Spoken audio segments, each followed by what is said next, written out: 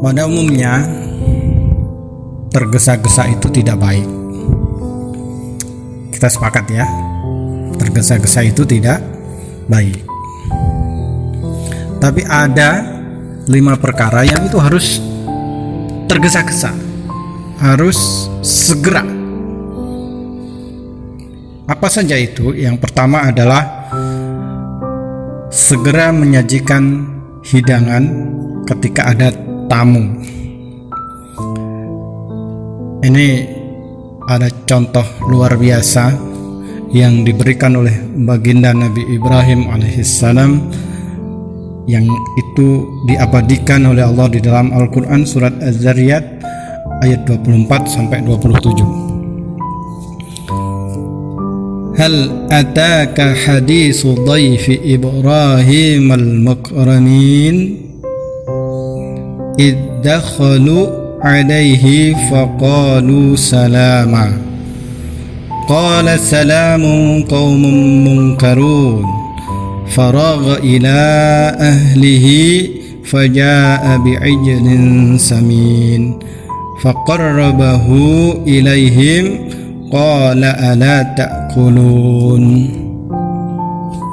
Sudahkah sampai kepada Muhammad cerita tentang tamunya Nabi Ibrahim, yaitu malaikat-malaikat yang dimuliakan. Ingatlah ketika mereka masuk ke rumahnya Nabi Ibrahim lalu mengucapkan salam, salama. Ibrahim menjawab, salamun, wahai orang-orang yang tidak dikenal. Kemudian maka Nabi Ibrahim kemudian secara diam-diam pergi menemui keluarganya, dan dibawanya daging anak sapi gemuk lalu dihidangkannya kepada mereka. Ibrahim lalu berkata, silakan Anda makan.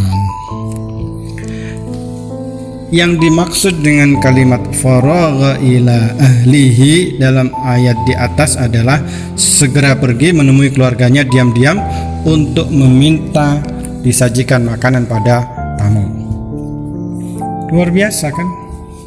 Padahal ini tamunya ini orang yang tidak dikenal,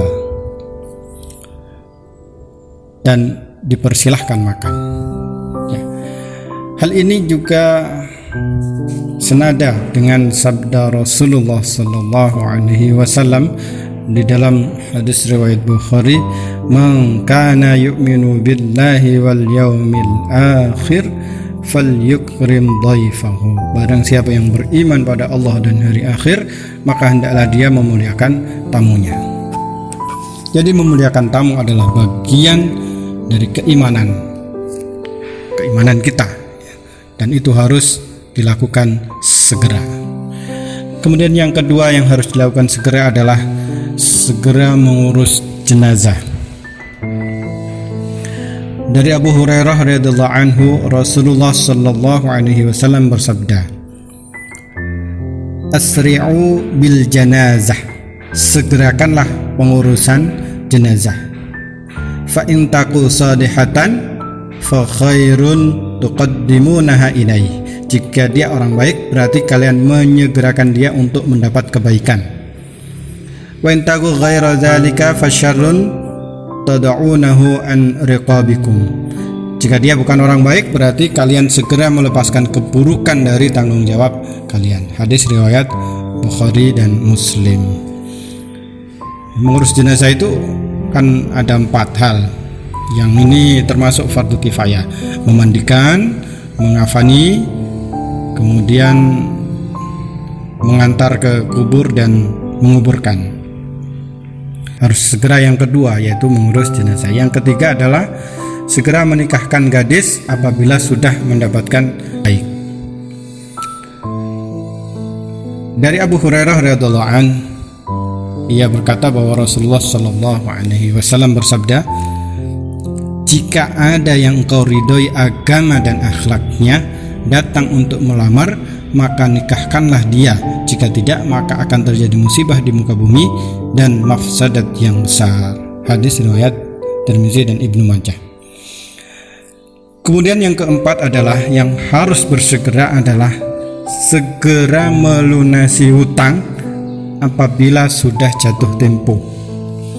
Hutang itu kan kelihatannya sepele, tapi ini menjadi hak anak Adam nanti yang akan diperhitungkan di akhirat.